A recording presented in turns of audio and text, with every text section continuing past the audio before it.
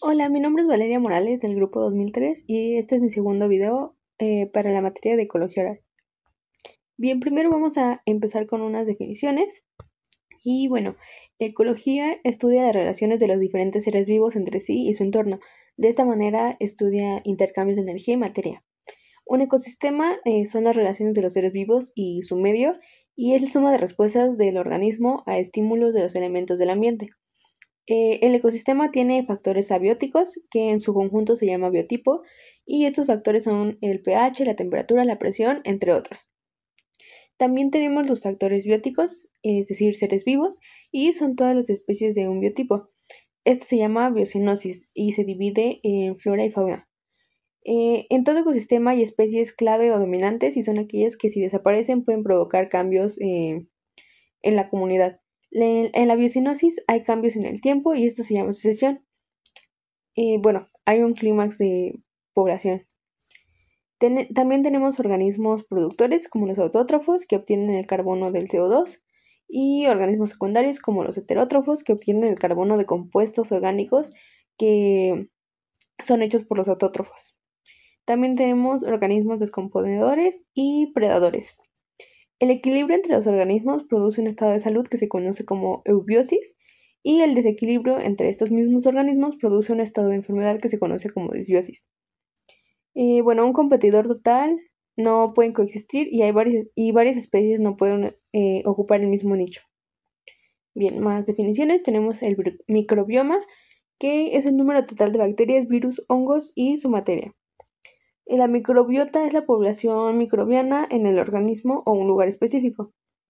La metagenómica es la aplicación de técnicas para el estudio genómico en comunidades, en su entorno natural, y sin la necesidad de ocupar cultivos o aislamiento bacteriano.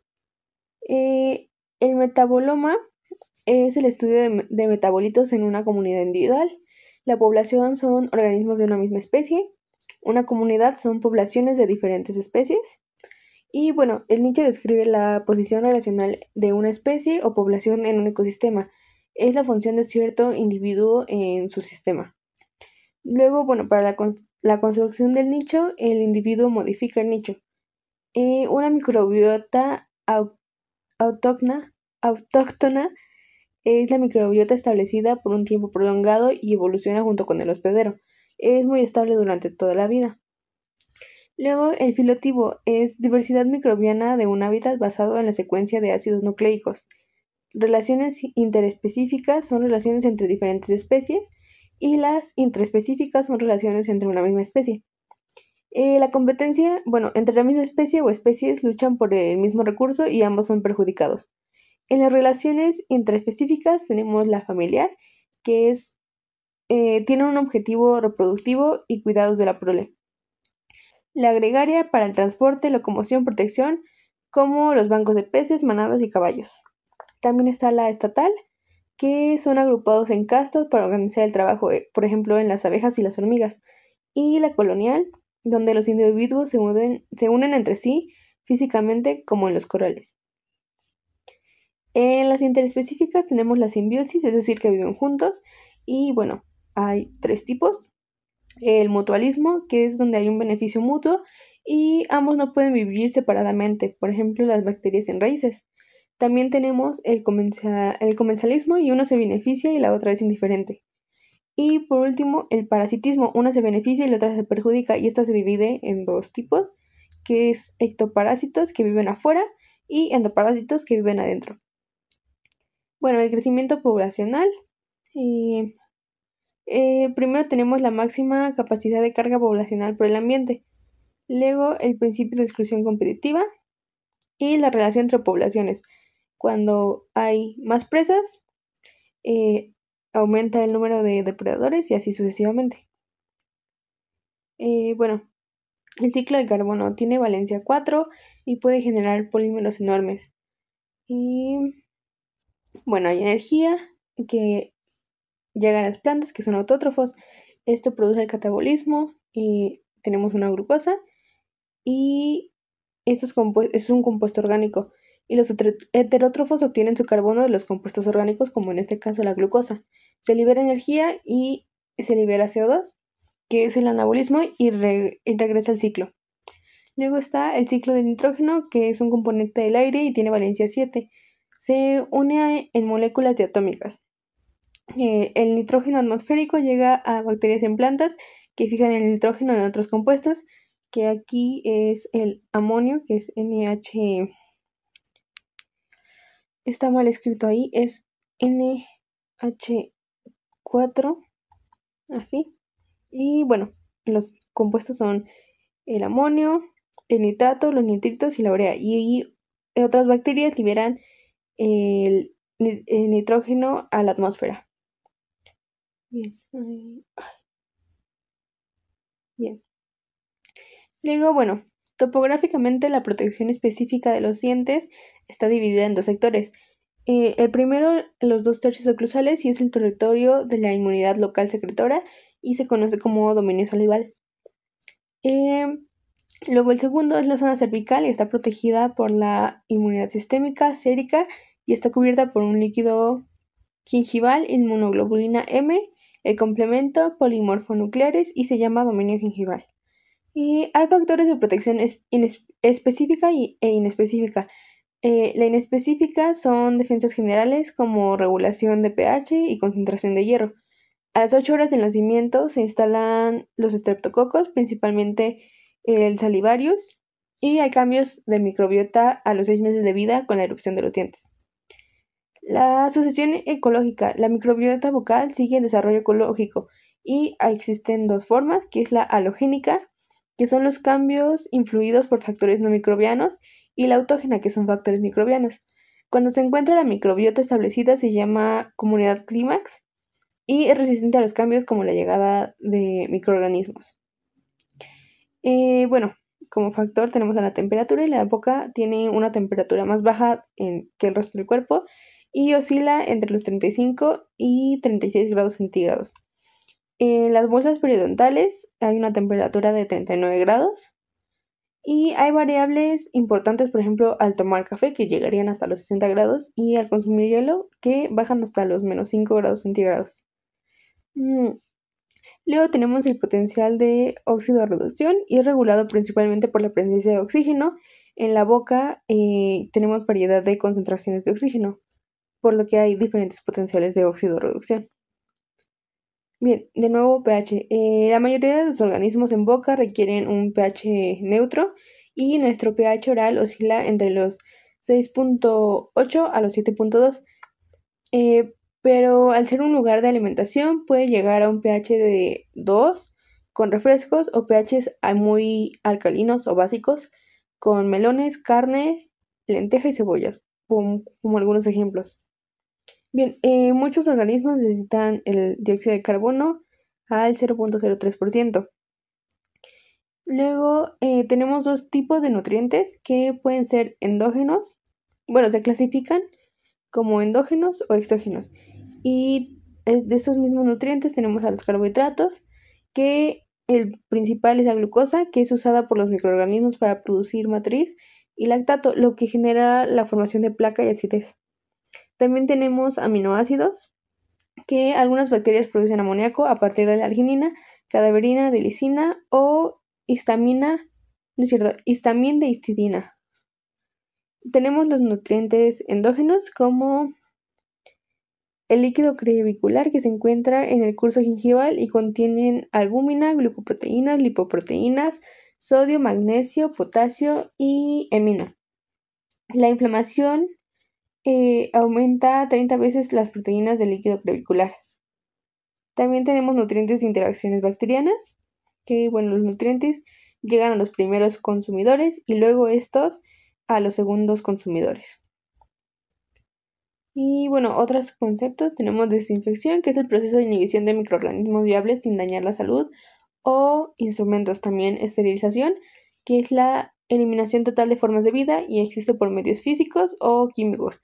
Los físicos son el calor seco, calor húmedo, a presión, como el autoclave, y los rayos gamma. También, los químicos son los desinfectantes de alto grado. Bien, la saliva es un ecosistema que influye en la salud y enfermedad. Se produce de 700 a 800 mililitros al día y de 0.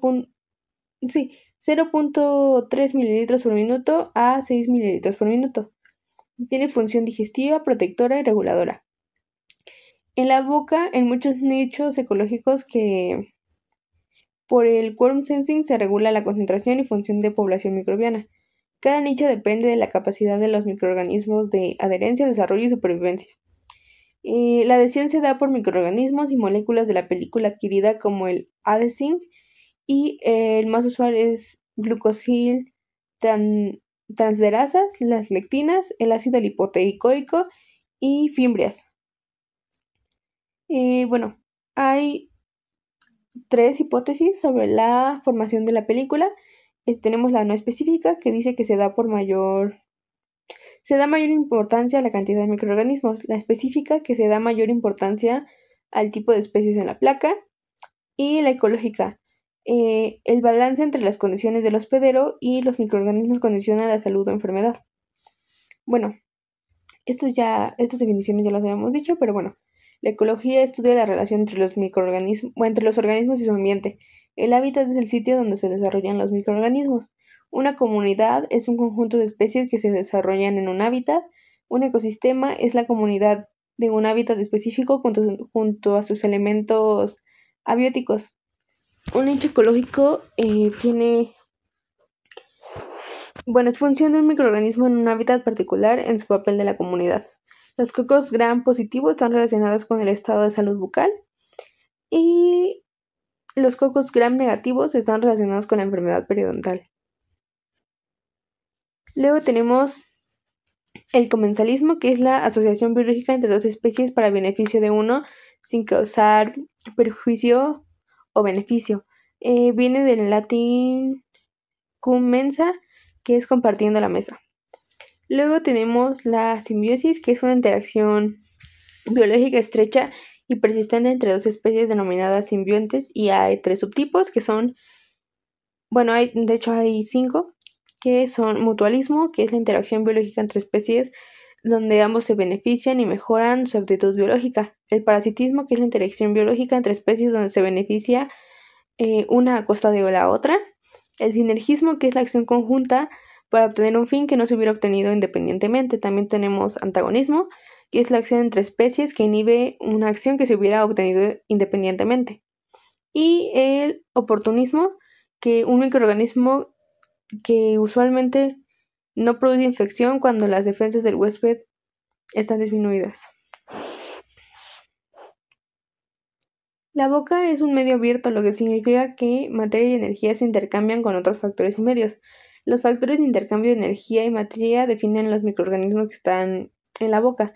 Las variables principales se llaman determinantes ecológicas y son físico-químicas, adhesión, agregación y coagregación, nutricionales, protectores del hospedero y antagónicos bacterianos. Bien, dentro de los físico-químicos tenemos a la temperatura, el pH y el potencial de óxido de reducción.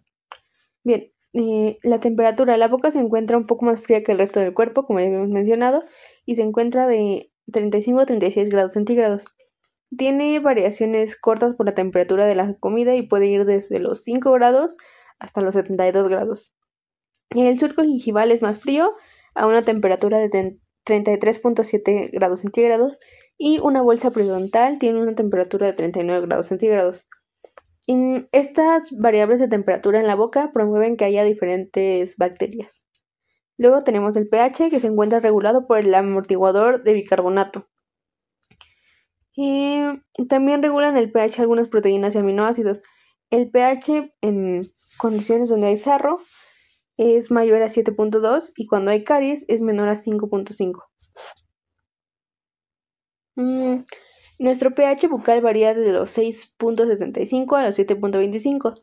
En el paladar tenemos pH de 7.34, en lengua 6.8, en mucosas de 6.3, en bolsas periodontales de 7.8 y en el surco gingival de 6.9. Como ya habíamos dicho, el pH puede ser alterado por alimentos y por el reflujo gástrico. Las bacterias que usan carbohidratos y utilizan glucólisis, oxidación de piruvato a lactato, producen muchos ácidos. Esto es una forma de inhibición a otras bacterias. En las bolsas periodontales donde hay más tejidos, proteínas, hemoglobina, crecen otras bacterias que usan aminoácidos y producen urea. Esto produce que el pH sea alcalino. Luego tenemos, la glucosa. Cuando se produce la glucólisis, libera piruvato y se convierte en ácido láctico y baja el pH. Esto impide que haya crecimiento de otras bacterias. Luego las proteínas se metabolizan y producen amoníaco o urea, y esto sube el pH, lo que hace que se desnaturalicen más proteínas, activa proteasas, inhibe a las bacterias y del medio ácido. Luego tenemos el potencial de óxido de reducción. Es la tendencia a reducir o oxidar de elementos o compuestos. En la boca se relaciona con la concentración de oxígeno y electrones. Entre más positivo es un ambiente oxidante, hay mucho oxígeno. El pH y potencial redox están relacionados. A pH menor a 5 son ambientes anóxicos. El uso de oxígeno para producir energía en la cadena respiratoria define el tipo de microorganismo en este medio ambiente. Cuando no hay oxígeno, hay otros microorganismos que usan la cadena respiratoria anaerobia. En lugar de usar oxígeno como acarreador de los hidrógenos del metabolismo, usan compuestos como sulfatos, nitratos, y esto no es fermentación. El hidrógeno y el oxígeno se atraen mucho por la diferencia de electronegatividad. Al unirse en un solo paso es una reacción muy exergónica y exotérmica, tanto que quemaría la célula.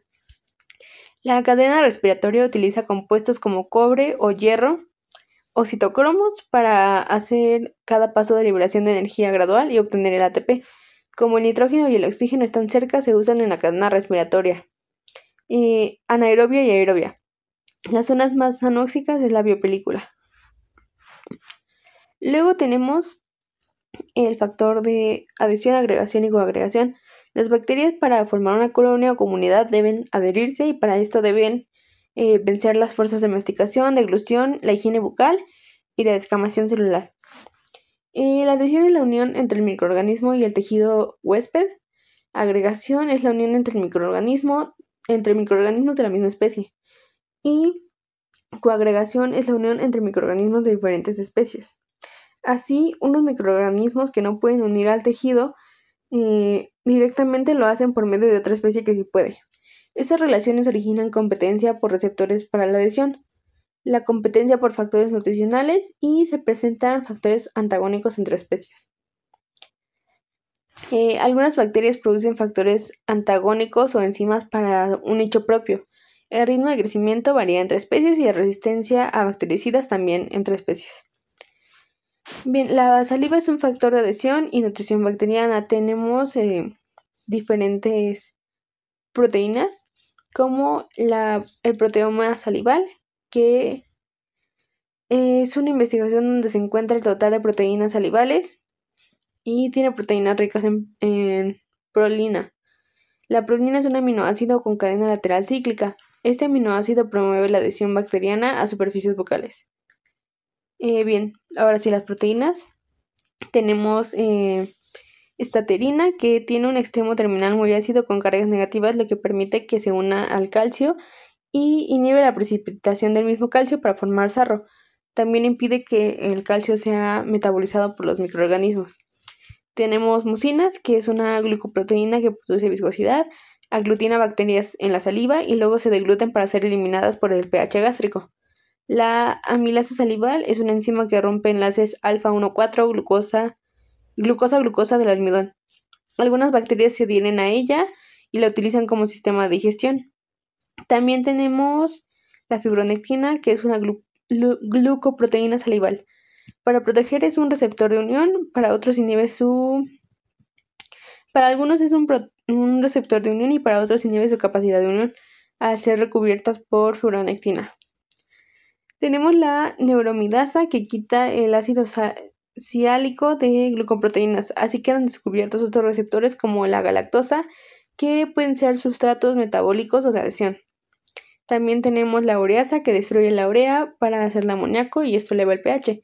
La inmunoglobulina A, que es un tipo de inmunoglobulina secretora que está presente en mucosas. y también la lisosima salival, que hidroliza uniones beta 1,4, N-acetilmurámico y N-acetilglucosamida, que conforman los peptidoglucanos de bacterias y regula la cantidad de bacterias. Tenemos las histatinas, que son proteínas ricas en histidina, son catiónicas, es decir, carga positiva, inhiben el crecimiento de cristales de hidroxiapatita y son antimicóticas. Tenemos la lactoferrina, que es una glucoproteína que se une a átomos de hierro, con lo que impide que éste sea utilizado por las bacterias. Un flujo salival es de 0,3 mililitros por minuto sin estímulo y de más de 1 mililitro por minuto con estímulo. La producción de saliva tiene un factor circadiano menor en la noche, es decir, se produce menos durante la noche que durante el día. Luego tenemos los factores nutricionales y tenemos los nutrientes endógenos, que son nutrientes disponibles en saliva, suero, tejidos de la boca, que pueden ser la albúmina, glicoproteínas, lipoproteínas y el factor hemo. Si hay inflamación, aumenta el edema haciendo que haya más proteínas en la saliva que en el suero. Luego tenemos dentro de los mismos endógenos tenemos los nutrientes que provienen de interacciones bacterianas. Hay bacterias primero consumidoras que sus productos dan nutrientes a otras bacterias que son consumidores secundarios. Esos nutrientes que provienen de interacciones bacterianas son la arginina, que se convierte en amoníaco y aumenta el pH, lo que naturaliza proteínas. Tenemos la histidina, que viene de la histamina, y causa inflamación de vasos, mayor edema, y esto es más comida. La lisina y cadaverina, que causan el mal olor o a cadáver, y la ornitina putrescina, que es mal olor como a pútrido. Luego los nutrientes exógenos. Las bacterias no pueden utilizar directamente macromoléculas o glúcidos de la dieta humana, así que estos son rotos por enzimas salivales y exoenzimas bacterianas. Dentro de estos nutrientes exógenos tenemos las glucosidadas bacterianas, que rompen disacáridos en el exterior de la bacteria para luego ser absorbida en una digestión externa. Los humopolisacáridos son más fáciles de degradar. Como estas enzimas se pueden diluir rápido, las bacterias utilizan polisacáridos para hacer una capa alrededor de ella para la protección y que las enzimas no se pierdan igual con el producto de la digestión. Los 2/3 oclusal y medio es el dominio salival y este es tienen acceso a nutrientes externos como carbohidratos y está regulado por enzimas salivales, el movimiento mecánico y el pH bucal. Y luego el tercio cervical es parte del dominio gingival y está en contacto con nutrientes del edim del surco gingival como nutrientes endógenos, y hay diferente temperatura, pH, oxígeno, y crecen otro tipo de bacterias. Está regulado por la inmunidad sérica, es decir, inmunoglobulina A, G, M y el complemento. Y las proteínas de la saliva tienen diferentes funciones. Hay redundancias, es decir, repetición de funciones entre varias proteínas. Estas funciones son las superpuestas, es decir, dos proteínas hacen lo mismo. Multifuncionalidad, es decir, que tienen varias funciones según la situación. Y antifuncionalidad, es decir, inhiben a bacterias y a otras las promueven.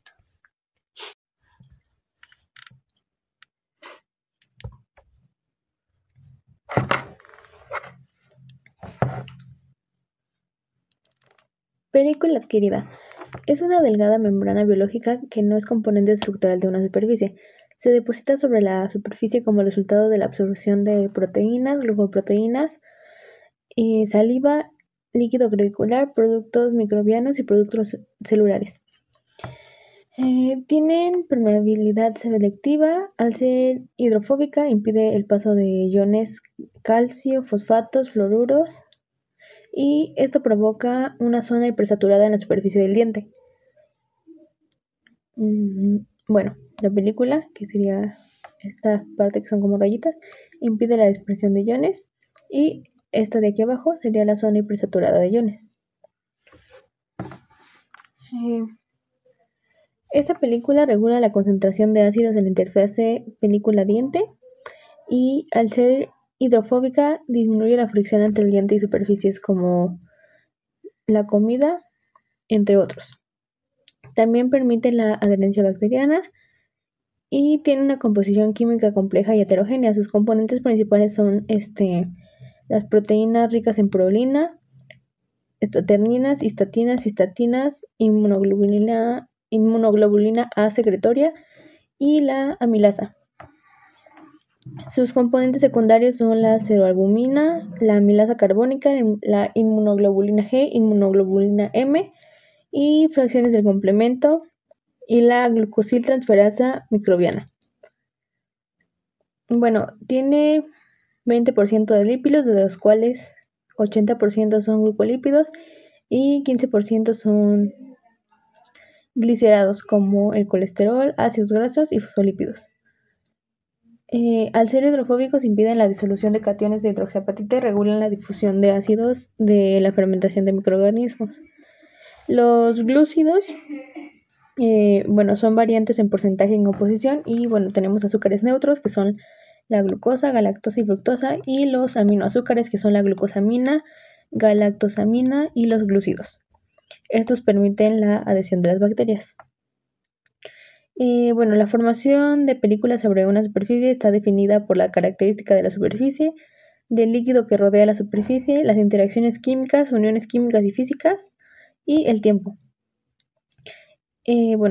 La formación de película sobre el diente es rápida, selectiva y por fuerzas de atracción como las iónicas de Van der Waals y puentes de hidrógeno.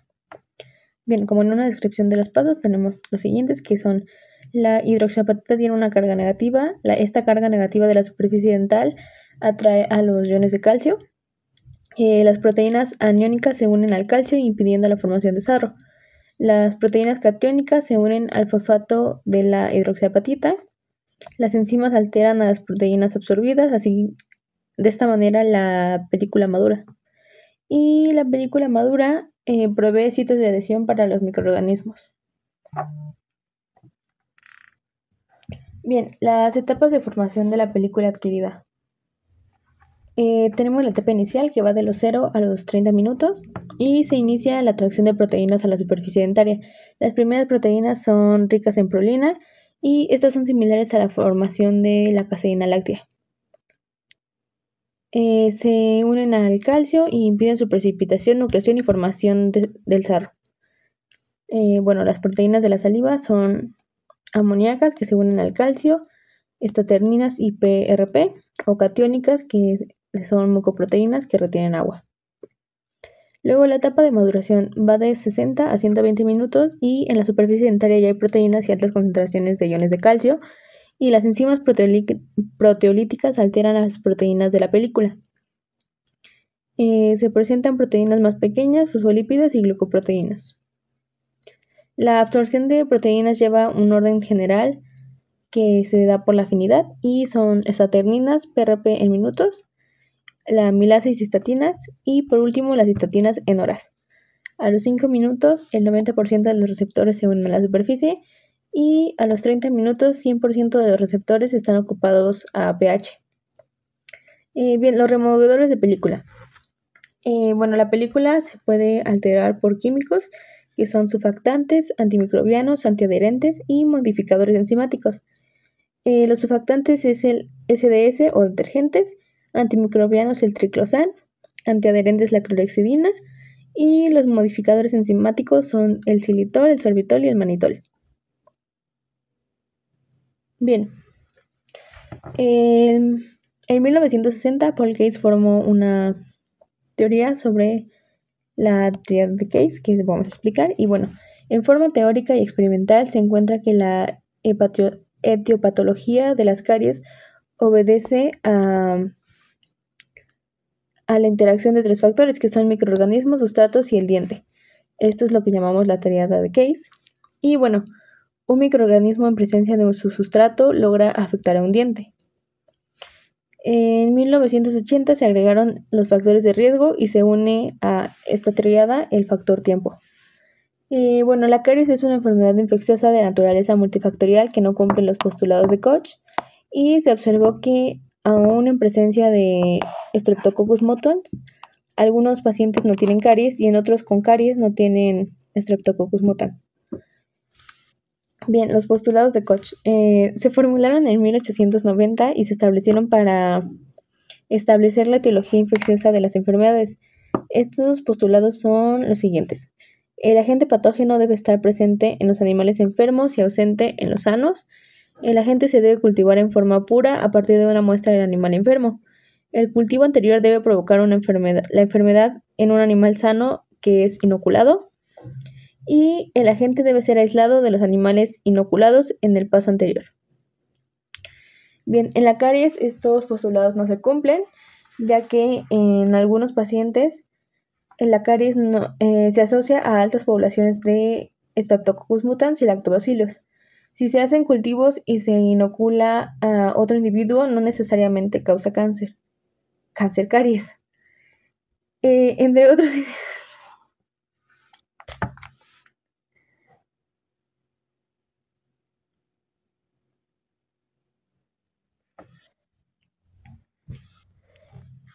Ok. En la caries estos postulados no se cumplen y ya que en algunos pacientes la caries se asocia con altas poblaciones de Streptococcus mutans y lactobacillus. Y bueno, si se hicieran cultivos y se inoculara a otro individuo no va a causar caries, ya que entre individuos varía la presencia bacteriana. Los factores asociados por Ferescop en 2004. La caries es una enfermedad infecciosa de naturaleza multifactorial que no cumple los postulados de Koch y se observó que aún en presencia de Streptococcus mutans no hay caries. Una enfermedad infecciosa no clásica que se origina por cambios ecológicos en la placa dental, que tiene microorganismos residentes y patógenos oportunistas. Encontramos ese mutans con un valor predictivo para niveles bajos de caries. Hay factores biológicos, socioeconómicos y culturales que interactúan directa o indirectamente en el establecimiento y desarrollo de los microorganismos más cariogénicos. Bien, ahora sí, la tríada de Case se generó en 1968 a partir del modelo microbiano que se crea es a partir de esto que se crea esta explicación. Es un origen unicausal que se convierte en un origen multicausal, ya que la caries se origina por tres agentes que son el huésped, los microorganismos y la dieta. Se favorece a la sacarosa en el proceso carioso y se favorece al microorganismo Streptococcus mutans en el proceso carioso. Luego se agrega el factor tiempo. Aquí, huésped, dieta, microorganismo y tiempo. Y esto forma la caries. La caries es un proceso que implica un desequilibrio de las interacciones moleculares normales entre la subsuperficie del diente y el biofilm microbiano adyacente. Este desequilibrio se manifiesta en un cierto plazo como la desmineralización acumulativa del diente, que si es desenfrenado tiene el potencial de producir una cavitación en el esmalte y puede dañar a la dentina y a la pulpa. Esto culmina o termina en la destrucción localizada de los tejidos duros del diente. La caries es una afección ecológica que alterada en un sistema complejo y dinámico de carácter crónico. El origen de este desequilibrio se muestra como la placa dental, que se puede clasificar en supragingival, subgingival, cariogénica, periodontopatogénica, adherente y no adherente. Bien, como ya mencionamos antes, la caries es una enfermedad infecciosa y bueno, esta tiene prevalencia del 95% en adultos entre edades de 20 a 64 años en nuestro país. En los niños preescolares es del 70%. Los niños en áreas desfavorecidas tienen el doble de prevalencia de caries, es decir, un 34% contra un 14%. Entre los sexos, al avanzar la edad, es más común que las mujeres presenten caries. Y bueno, la caries, como ya mencioné, es un proceso multifactorial que es mediado por la presencia de la biopelícula y esta aloja bacterias. Y estas bacterias, al metabolizar, producen ácidos. De los 0 a 24 meses después de la erupción dental es el mayor riesgo a caries. Y bueno, al ser una enfermedad multifactorial, se han propuesto varias teorías para explicar la formación de caries. Y bueno, obviamente, como todo, unas son más aceptadas que otras. Y bueno, les voy a explicar estas, que es la acidogénica, que dice que la caries es provocada por ácidos, la químico-alimentaria o alimenticia, que dice que los ácidos de los alimentos actúan sobre el diente y esto genera caries. La quimioparasitaria, que dice que la caries es causada por ácidos producidos por microorganismos. Esto Pasteur describió en la fermentación láctica. Proteolítica. Las bacterias y placa dental es proteolítica, es decir, presentan proteasas y acidez que rompen las proteínas alrededor de los cristales de hidroxiapatita. También tenemos la proteólisis quelación y dice que se sustraen iones de la hidroxiapatita por la presencia de agentes quelantes. Luego tenemos la biofísica, que dice que las altas cargas de masticación producen un efecto esclerosante y pérdida de agua que alteran a las proteínas del diente. También, la de gusanos, que dice que hay gusanos que comen al diente. La microbiota gram positivo es más cariogénica. Está más relacionada con la biopelícula o placa dental, que es la cariogénica, la supragingival y adherente. La microbiota gram negativo es más asociada a la periodontopatogénica, la infragingival y la no adherente. Su composición varía según su tiempo de maduración. Luego también tenemos diferentes tipos de caries, que son primaria, secundaria, residual oculta, la dental activa y la dental detenida o inactiva. La primaria se da en dientes sanos, la secundaria ocurre en la interfase entre el esmalte y una restauración. La residual es caries que no fue retirada durante una preparación anterior.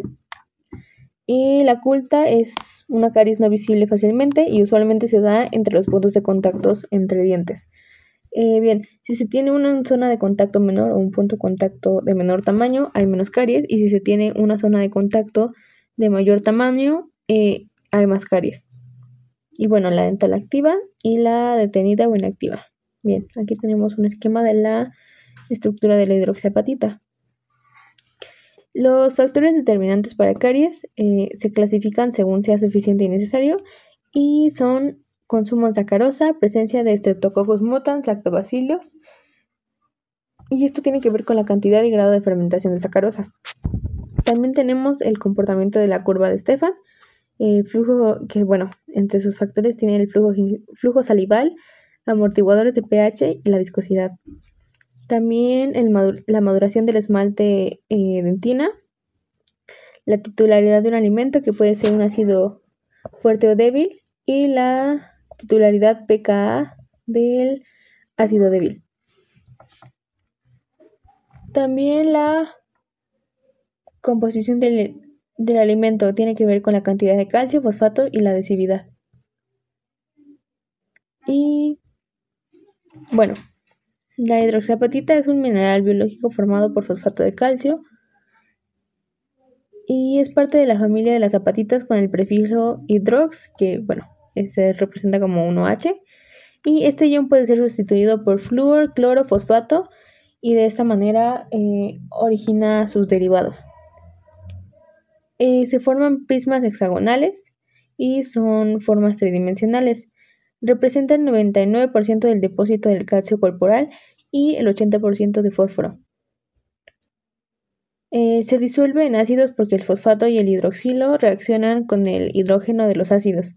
Su fórmula es calcio 10, fosfato y OH. La hidroxiapatita en el diente no está pura y se presenta con impurezas con carbonato, sodio o flúor. Entre cada cristal hay espacios que se llaman intercristales y estos están llenos de agua en un 11% y 2% de contenido orgánico y proteínas. Esta agua genera una zona de hidratación entre los espacios. Se puede presentar en dos fases o formas, que son en la fase líquida y la fase sólida. La dilución y cristalización son las reacciones que permiten el cambio de una a otra, y la variable más relevante en este cambio es la concentración de proteínas de hidrógeno y pH en el medio.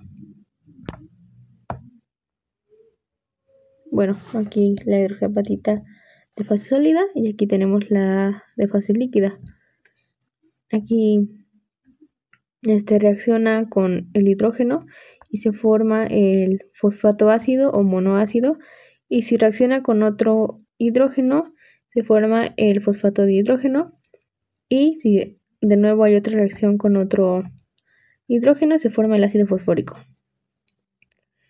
ya que esta fase reacciona con los hidrógenos. De hecho, pues aquí en la parte del hidroxilo, si reacciona con otro hidrógeno se forma agua. Y bueno, también tenemos que a pHs menores a 5.5 los iones de hidrógeno reaccionan con los componentes de la fase líquida, es lo que les estaba explicando, y provoca que la concentración de fosfato e hidroxilo disminuya. Esto hace que se disuelva la fase sólida. Entre la fase líquida y sólida hay un equilibrio de reacción, lo cual es inherente a ella y significa que siempre entre la fase líquida y la fase sólida hay una relación entre las concentraciones que es constante. Ese equilibrio de fases en la reacción está determinado por el producto de actividad iónico, que por sus siglas es IApH, y el cual es el producto de multiplicar las concentraciones de los iones de la fase líquida. Bueno, aquí producto de actividad iónica de hidroxiapatita, y bueno, tenemos el calcio, el fosfato y el OH. Esto se multiplica y da 1 por 10 a la menos 117, y este valor se encontró por varios experimentos y matemáticas. Esta concentración nos indica la cantidad de iones necesarios para que la reacción esté en equilibrio. Indica que no hay una disolución ni precipitación de la hidroxiapatita. El ácido es una sustancia con capacidad de donar protones de hidrógeno, y una base es una sustancia con capacidad de recibir protones de hidrógeno. Bueno, aquí hay una fórmula. En el ácido están juntos y en la base están separados, ya que este es el protón que se puede recibir en una base. El ácido débil es aquel que se disocia poco y está más presente como HA, o sea, como un ácido. Y el ácido fuerte es aquel que se disocia mucho y está más presente como H más A, que sería como una base. El ácido genera dos fenómenos sobre el diente y pueden ser la caries, cuando este ácido es generado por bacterias y hay enzimas proteolíticas, o puede ser erosión cuando el ácido no es generado por bacterias, son ácidos exógenos que vienen de fuera del cuerpo, que pueden venir en los alimentos, o endógenos como el ácido clorhídrico del estómago. Y la hidroxiapatita, al ser un cristal, se puede disolver en soluciones líquidas. Las soluciones, según la cantidad de soluto en el disolvente, se clasifican en insaturada, saturada y sobresaturada. La insaturada, el soluto se disuelve. En la saturada el soluto no se disuelve, y en la sobresaturada el soluto no se disuelve y se precipita. Insaturada, este es el ejemplo con agua y azúcar, y pues no se disuelve. Las moléculas de azúcar se disuelven rápido y hay espacio entre ellas.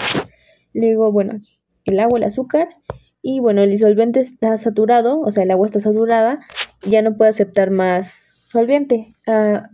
Hay más moléculas en esta solución y hay poco espacio entre moléculas de soluto.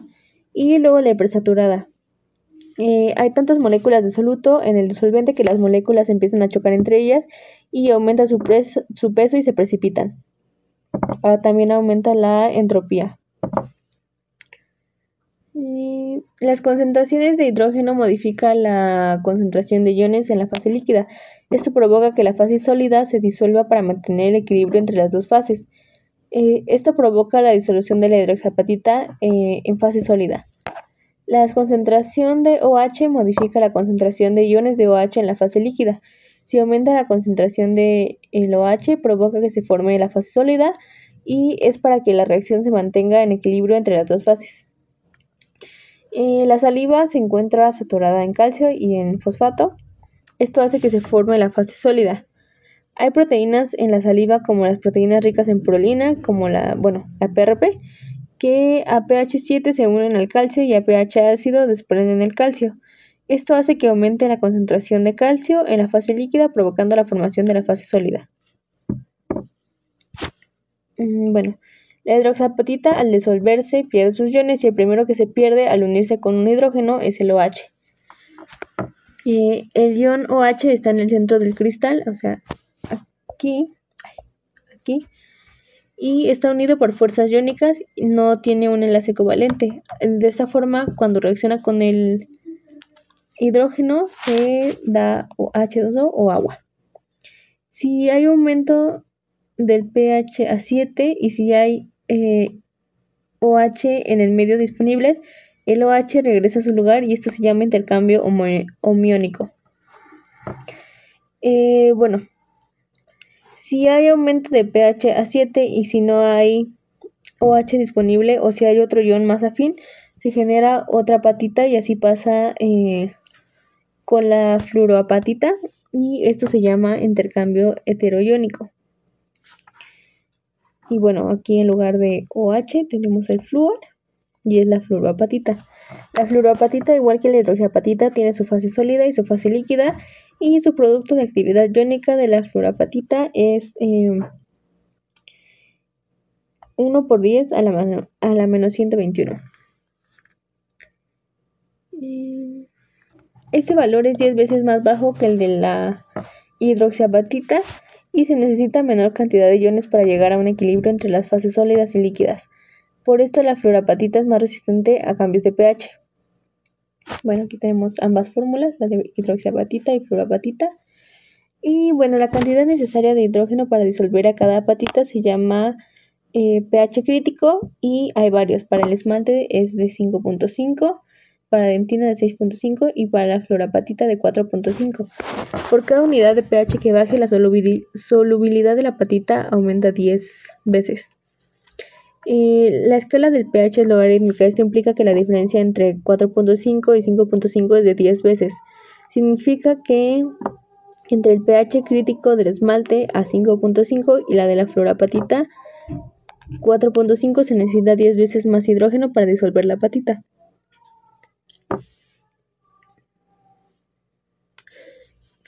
Bueno, la formación de caries. El ácido producido por bacterias produce caries, pero no solo es el ácido, es un proceso complejo que involucra el metabolismo bacteriano con proteasas, quelatos, metabolitos, entre otros.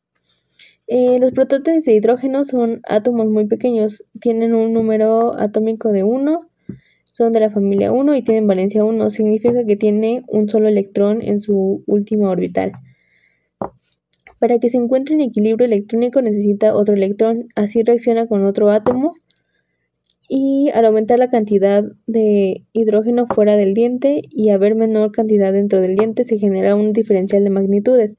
El esmalte y la dentina funcionan como una membrana semipermeable a los hidrógenos y al haber este diferencial de concentración de hidrógeno, los hidrógenos tenderán a entrar por los espacios pericristalinos y esto altera el equilibrio entre las fases sólidas y líquidas de la hidroxiapatita causando la disolución del cristal, o sea, entran por aquí y esto altera el equilibrio entre las fases y causa la disolución de los cristales. El espacio pericristalino está formado por agua y proteínas. Los pasos en la difusión del hidrógeno en esmalte y dentina en microscópico son los siguientes. La bacteria aumenta la concentración de hidrógeno fuera del diente. Se intenta equilibrar la diferencia de magnitudes. Los hidrógenos se filtran en el espacio pericristalino.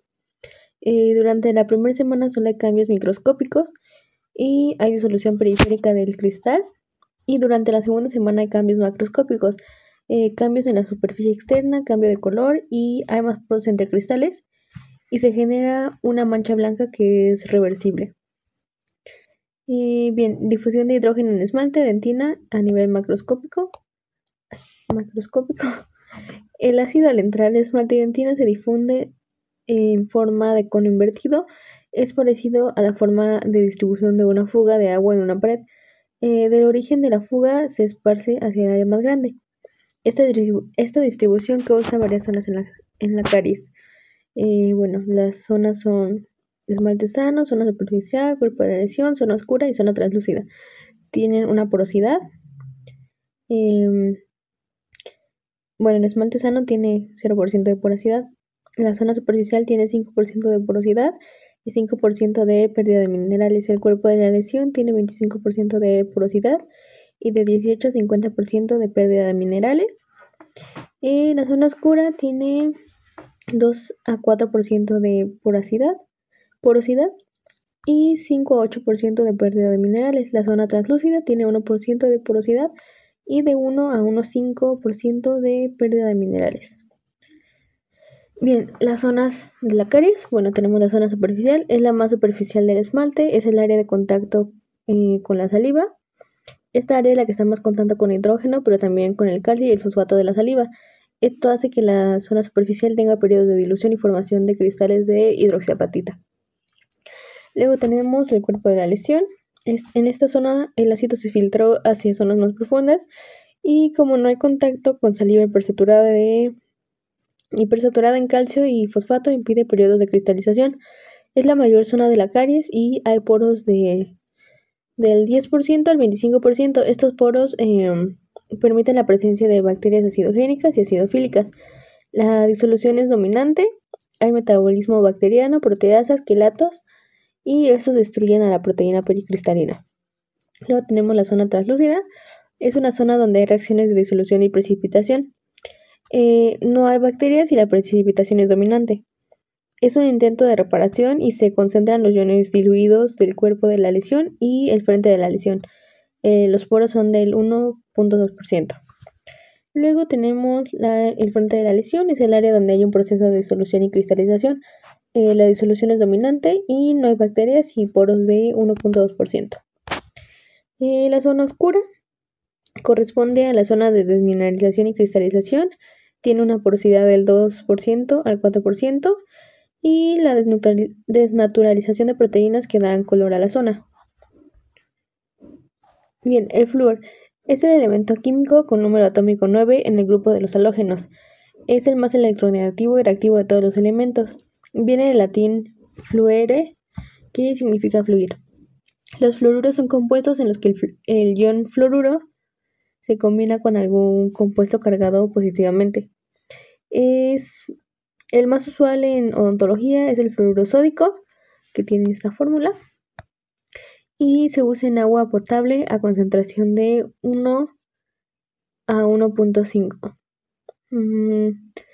El flúor tiene alta afinidad por la hidroxiapatita, se absorbe muy rápido en el intestino y se absorbe mejor a pH menor a 3,4. Interfiere con la absorción intestinal del calcio, aluminio y magnesio. Tiene carga negativa el flúor y la relación del flúor absorbido y en sangre es de 1 a 1. Como es muy reactivo, se usan fluoruros y estos se almacenan en hueso por 70 días. Esto permite concentraciones bajas y constantes en saliva. En odontología se usa el fluoruro de sodio acidulado con pH 3,4. Las concentraciones en saliva de flúor son suficientes para alcanzar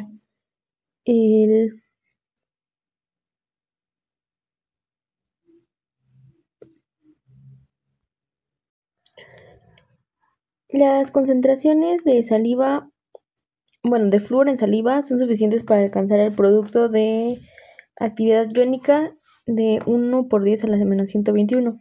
La reserva de flúor se puede agotar, por ello se necesitan concentraciones bajas en alimentos que mantengan esta reserva. La concentración constante de flúor en boca permite que haya resistencia a la disolución por ácidos. El pH alcalino intestinal y gástrico inhibe la absorción y ácido intestinal favorece la absorción. La caries en esmalte puede llegar a alcanzar la dentina sin que haya formado cavidad en esmalte. Es el esquema de las zonas de la caries. Tenemos la zona superficial, que está dentro del esmalte, los ácidos, y el cuerpo de la lesión, que es la parte más grande, la zona oscura, la translúcida y el frente de la lesión. Y bueno, las fases de la caries en dentina son la fase reaccional, desmineralizante, invasiva y retirada del proceso odontoblástico. En la reaccional, la dentina reacciona para impedir el paso de hidrógenos y genera dentina esclerótica. Los espacios pericristalinos se cristalizan. Y en la fase desmineralizante, el hidrógeno entra a los túbulos y destruye el cristal. En la invasiva, las bacterias penetran en los túbulos dentinarios. Bien, en caries radicular los implicados no solo son microorganismos acidófilos y acidogénicos, también hay bacterias proteolíticas como la capnocitofaga y los bacilos gram positivo. También Actinomyces viscosus y Naeslundi. Y bueno, el tejido dentinario tiene mayor contenido de tejido orgánico que el esmalte, lo que favorece como factor nutricional a bacterias proteolíticas. Los bacilos gram positivos se encuentran en el avance de la lesión como lactobacilos, los Streptococcus más en etapas iniciales o superficiales. Bueno, los patrones de consumo de azúcares son establecidos en edades muy tempranas y se debe observar el número de comidas y bocadillos entre comida, la cantidad de concentración de sacarosa, la eliminación del azúcar de la cavidad bucal lo más rápido posible, los carbohidratos fermentables como glucosa, sacarosa o almidón, la cantidad de agua tomada en alimentos, la composición de la comida, es decir, si el alimento tiene más sulfatos, calcio, grasa, proteínas, y bueno, tienen un efecto inhibidor de la caries. La titularidad del alimento, que es la cantidad de base que se agrega para llegar a un pH neutro. Y la dieta debería tener 55% de carbohidratos complejos. El azúcar es un carbohidrato simple que se recomienda en forma ideal de 0 al máximo 10%. Según la OMS, la caries no sucede por debajo de 10 kilogramos por capital anual, o sea, 30 gramos al día. Se aumenta a 15 kilogramos, hay caries significativa. Presencia de desnutrición, caries y la cronología de erupción. El déficit de vitamina A, D, calcio o fósforo puede ocasionar alteraciones en el desarrollo dentario y retraso en la erupción. La malnutrición proteico-calórica provoca disminución de inmunoglobulina A y el xilitol no es utilizado por microorganismos, no es cariogénico, aumenta el flujo salival por lo que aumenta el pH salival e interfiere en el metabolismo de Streptococcus mutans. Las grasas cubren al diente, lo que reduce la retención de azúcares y placa, y las proteínas aumentan la capacidad de tampón de saliva y elevan el pH salival. Hay 3 periodos de vida en que el riesgo es mayor, que es entre los 5 a 8 años, ya que afecta a los dientes temporales y al primer molar permanente, entre los 11 a 13 años, ya que afecta al segundo molar, y la limpieza es más difícil hasta que el diente alcanza el plano oclusal y la oclusión es correcta. También en los mayores de 60 años por la exposición de raíz. La clave para comer adecuadamente no es prescindir de productos, sino comerlos en medida justa y en los momentos adecuados para evitar comer entre comidas. Se considera un nivel bajo de saliva cuando es menor al 0.7 mililitros por minuto cuando hay un estímulo y menor a 0.25 mililitros por minuto cuando no está estimulada. En el género femenino, el factor protector, hay erupción más temprana y tienen mejores hábitos higiénicos. El pH crítico, de esmalte es 5.5, de dentina es 6, de cemento dentina es 6, la fluoroapatita es de 4.5 y la hidroxiapatita de 5.5. A mayor altura hay un pH urinario ácido. La alimentación proteica hace un pH urinario ácido. El flúor sustituye a la hidroxiapatita en el periósteo óseo y esto permite almacén de flúor hasta por 7 días. La concentración de flúor en boca debe ser de 0.02 partes por millón para estar saturado e impedir la disolución de fluorapatita. El OH de la hidroxiapatita puede ser sustituido por carbonato, lo que produce apatita carbonatada, la cual es más sensible a pHs más básicos. La concentración de flúor para inhibir a la enolasa de la glucólisis es de 10 partes por millón. Esta concentración solo se da después del enjuague o pasta dental y dura 1 hora, por lo que el efecto anticaries por esta vía es mínimo. Se recomienda enjuagar con agua después de cepillar los dientes con pasta dental. Y altas concentraciones de flúor son arriba de 100 partes por millón. Reaccionan con calcio generando fluoruro de calcio en forma de glóbulos sobre la superficie dental que va liberando un pH ácido. Las pastas tienen de 1000 a 1500 partes por millón de flúor. El flúor concentrado tiene 12.300 partes por millón a pH 3.5, que son barnices, y las aplicaciones de fluoruro se recomiendan según el riesgo a caries o erosión dental. El riesgo a caries se valora según varios parámetros que son caries en hermanos, ingesta mayor de 30 gramos de azúcar diaria, el flujo salival disminuido, es decir, menor a 1 mililitro por minuto, agua, sal y productos fluorados, ortodoncia, más de 3 caries cavitarias en 3 años, alimentos, índice glucémico alto, la motivación del paciente y si es respirador bucal. Los periodos de edad con mayor riesgo a caries, ya los habíamos mencionado, pero bueno, hay 3, y es entre los 5 a 8 años, que afecta a los dientes temporales al primer molar permanente. Los dientes no están maduros y son más difíciles de limpiar hasta que entren al plano oclusal, y pues también porque el niño no tiene la destreza para limpiarse solo. Entre los 11 a 13 años afecta al segundo molar, ya que no ha llegado al plano oclusal, y en los mayores de 60 años por la exposición de raíz. Alimentos, dieta y caries. En forma general, los alimentos se clasifican según su capacidad de fomentar la caries. Pueden ser cariogénicos, cariostáticos y anticariogénicos. Los cariogénicos son aquellos que promueven la formación de caries. Los cariostáticos, aquellos que ni promueven ni inhiben la formación de caries. Y los anticariogénicos son aquellos que inhiben la formación de la caries. La caries y la erosión dental es un proceso complejo donde los alimentos, según su composición, frecuencia, consistencia y comportamiento químico, pueden alterar la estructura del diente. Por lo que hay varios factores a considerar, que son la composición.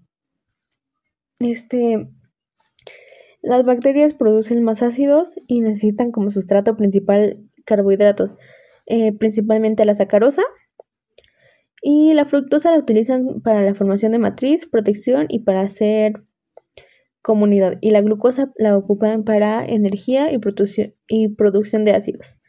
Luego también tenemos quelantes, que muchos alimentos tienen quelantes. Estos roban, se unen al calcio impidiendo que regrese a la estructura del HA. Y el más usual es el ácido cítrico. En cada carboxilo con carga negativa se puede unir un calcio y quelar. Las bebidas artificiales son 0.3 de ácido crítico y los jugos naturales de 1% al 6%. Y tienen un pH de 3 a 6.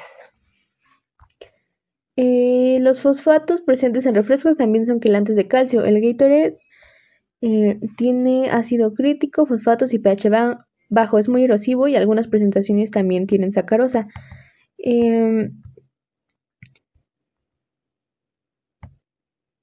Los alimentos ricos en calcio inhiben la dilución de HA, así como pH neutro. También tenemos que tener en cuenta la acidez, ya que los ácidos disuelven al HA. El pH del yogur es de 4 a 4.6. El yogur se obtiene del metabolismo de lactosa por los lactobacillus, que son bacterias acidofílicas.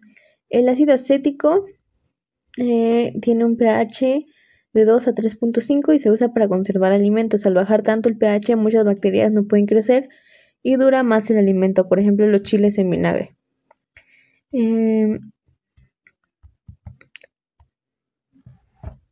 El ácido fosfórico es un acidulante y conserva los alimentos y sabor. Es muy usado y tiene un pH de 1.5.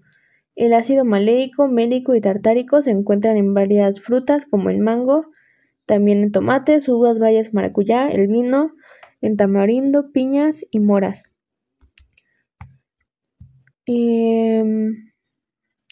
El pH de un ácido es un factor para la disolución de HA, pero también, y más importante, su titularidad.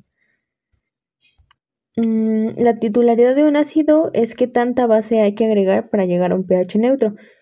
Por ejemplo, el té de limón tiene un pH de 3.3, es 3 veces más base necesaria para pH neutro.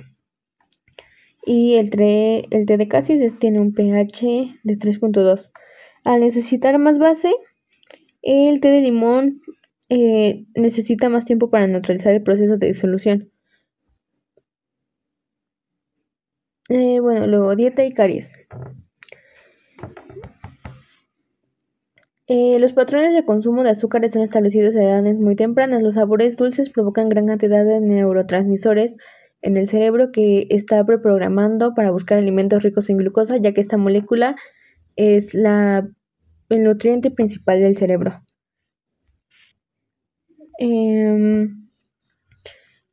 Por esto no se recomienda que usar sabores artificiales en edades tempranas, ya que modifican los patrones cerebrales para el resto de la vida. El uso de pastas infantiles por su sabor altamente dulce puede hacer que el niño busque solo los sabores relacionados. Se debe observar el número y grado de cariogénico de alimentos y bocadillos entre comidas, además de su cantidad y frecuencia. También la concentración de sacarosa. También se debe eliminar el azúcar de la cavidad bucal lo más rápido posible. La cantidad de agua en los alimentos. Entre más agua hay más protección. La composición de la comida, es decir, si tiene más fosfatos y calcio, hay más protección. También si tiene grasas o proteínas. La titularidad del alimento es la cantidad de base que se agrega a un ácido para llegar a pH 7. Hay alimentos que necesitan mucho más base, por lo tanto, el tiempo que permanece el pH crítico en boca es mayor. También el pH del alimento, y la dieta debe tener 55% de carbohidratos complejos. El azúcar de mesa sacarosa, este carbohidrato simple, se recomienda máximo en 10% y en forma ideal el 0%. La OMS indica que la caries no sucede por debajo del consumo per cápita anual de 10 kilogramos por individuo. Estos son 30 gramos al día y se aumenta a 15 kilogramos. Hay caries significativa. Un refresco de 600 miligramos de Sidral Mundet tiene 63 gramos. Un Fusti tiene 75 gramos y una Pepsi tiene 68 gramos. La Coca-Cola tiene 63 y un yogurt al pura bebible tiene 33%. Un Danone Gastro tiene 32. No es cierto, el al pura bebible tiene 33.1 gramos. El Danone Gastro tiene 32.7 gramos de endulcorante. Y el Yoplait griego tiene 22.6. Si hay desnutrición en los periodos de formación dentaria, puede haber alteraciones en el desarrollo dentario y un retraso en la erupción. La deficiencia más usual es la falta de vitamina A, D o fósforo. La malnutrición proteico-calórica provoca la disminución de inmunoglobulina A. Y las grasas que cubren al diente reducen la retención de azúcar y las proteínas aumentan la capacidad buffer de la saliva. La caseína es una proteína que se encuentra en la leche y es una fosfoproteína. Se asocia al calcio formando agregados de fosfopéptidos cásicos estabilizados con calcio y fosfato llamados ACP. Las caseínas pierden su carga a pH 4.6. En la cuajada de la leche se produce el queso. La caseína a pH 7 tiene cargas negativas que le permiten unirse al calcio que tiene carga positiva. Al cambiar el pH a 4.6, la caseína cambia su carga positivo. Esto rompe la unión del calcio con el calcio y la liberación de calcio hace sobresaturación de calcio en el medio, lo que permite la precipitación de la hidroxiapatita. El alcohol no es erosivo al diente, pero puede irritar el estómago y producir reflujo o gastritis. Y esto, ácido clorhídrico, es como gas en boca. El vino blanco es muy ácido y tiene un pH de 3 y la cerveza tiene un pH de 3.7 a 4.4. La composición, consistencia, adhesividad provoca que se mantengan cambios de pH críticos en la boca. La frecuencia entre más veces es más veces más lesivo, aunque sea igual al tiempo. Así que 3 minutos 3 veces al día es peor que una vez 9 minutos. Los refrescos tienen mayor humectancia que el agua. Esto hace que desplacen al agua. Las personas vegetarianas presentan 75% de erosión dental, ya que usualmente comen más veces al día, y si comen frutas ácidas y luego cereales, primero bajan el pH y luego el cereal hace abrasión sobre los dientes. El comer frutas congeladas es peor porque son ácidos, abrasivos y quelantes. Los endulcorantes, sustitutos de azúcar. Se llama así a cualquier sustancia dulce. Hay dos grupos, los de alto valor calórico, azúcar y miel, y los de bajo valor calórico. También se clasifican por su origen, en natural y artificial. Por su dulzura, pueden ser edulcorantes de baja intensidad o de alta intensidad, que son aquellos que son más dulces que el azúcar y su uso hace que sea menos cantidad necesaria en los productos. Así baja el costo de los productos. Los principales sustitutos de azúcar son la sacarina, que fue el primer endulcorante artificial en 1879. Es 5 veces más dulce que el azúcar, deja un sabor amargo y causa cáncer en ratas. Es una amida o sulfato benzoica y son derivados del alquitrán o petróleo. No es calórico y es termoestable. Luego tenemos al aspartano o NutraSweet, que fue descubierto en 1965. Se deriva de dos aminoácidos que son el ácido aspartico y la fenilalanina. Es 200 veces más dulce que el azúcar de mesa, tiene bajo contenido energético, causa tumores cerebrales en ratas y no es termoestable. También tenemos la sueralosa, que es conocido como Splenda, es 600 veces más dulce que el azúcar. Son derivados de sacarosa que sustituyen 3 hidroxilos por 3 átomos de cloro. Es termoestable y casi no se absorbe, la mayoría es excretada sin cambio. El sorbitol es un polialcohol de azúcar de 6 carbonos. Se obtiene de la glucosa y es 1 a 0.6 veces más dulce que el azúcar. Por ello, a veces es necesario usar más compuesto y produce 2 calorías por gramo. La sacarosa produce 4 calorías por gramo. No puede ser metabolizado por bacterias bucales y la absorción lenta en el intestino puede provocar diarreas. También tenemos el xilitol, que es un polialcohol, es decir, una azúcar de 5 carbonos. Se obtiene de la xilosa en la madera del abedul y produce 2 calorías por gramo. No puede ser metabolizado por bacterias bucales y tiene el mismo valor de dulzor que el azúcar. También es un laxante. Y por último tenemos la stevia, que es una planta, su nombre significa hierba dulce, y el gusto de stevia tiene un comienzo lento y duración más larga que el azúcar. Da un sabor amargo y tiene hasta 300 veces el dulzor del azúcar. Es un compuesto de glúcidos, no es fermentable por bacterias bucales. La caries no es iniciada por un solo microorganismo, es una comunidad con estrechas relaciones y dieta alta en azúcares fermentables. Simple, las especies relacionadas son el S. mutans, Lactobacillus, Actinomyces, Bifidobacterium y Veillonella. La colonización microbiana se ha atribuido a las ventanas de inefectividad. Estos son tiempos en que la boca adquiere determinados microorganismos a ciertas edades infantiles y se establecen y luego son difíciles de modificar. Las primeras bacterias se adquieren de la madre o cuidador principal, que va desde 19 meses hasta los 31 meses. En este periodo se establecen dientes infantiles y comidas sólidas y más variadas. Hay transmisión vertical y horizontal.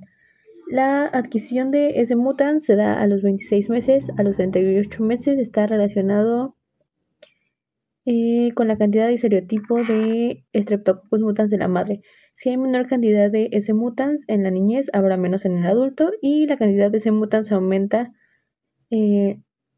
con la edad. La de Streptococcus sanguis baja con la edad.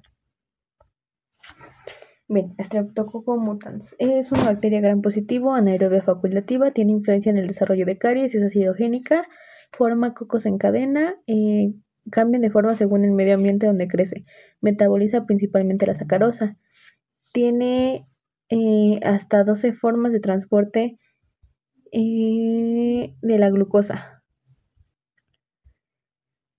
Es heterofermentativo, significa que produce por la fermentación de glucosa varios ácidos como el propiónico, láctico, acético y el fórmico. Está relacionado con la caries inicial y su pH ideal es de 4.5 a 5.5.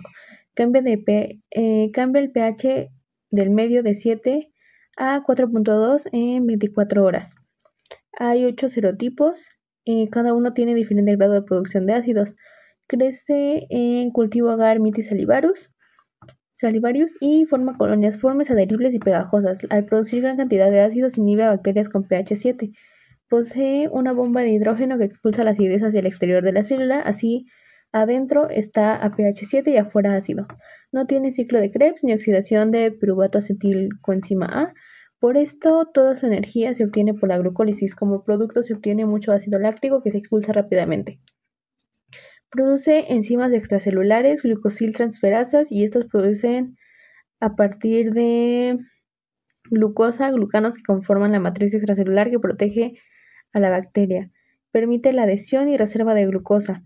Protegen del estrés osmótico y integridad de la pared celular y congregación bacteriana.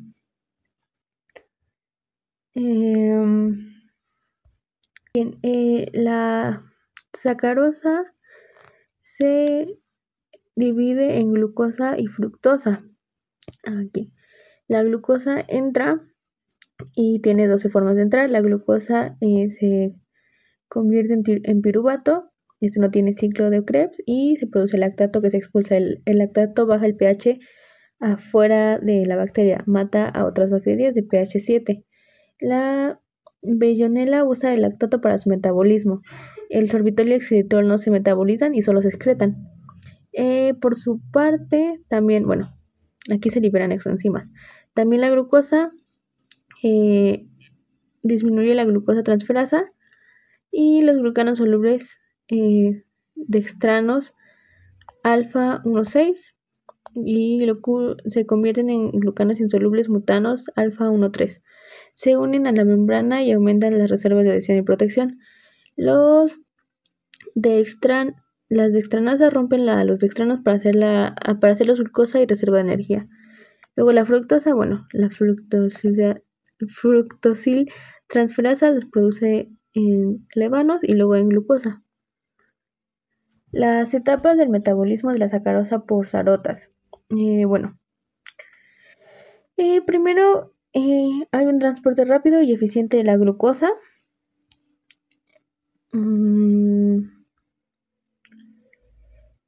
Esto hace que robe glucosa a otras bacterias y al sabor. Hay picos de glucosa en la boca y al no tener un metabolismo eficiente de la oxidación de la glucosa fase 1, 2 y 3 respiratoria. Tiene que usar mucha glucosa y producir mucho ácido láctico. Solo tiene fase 1 respiratoria.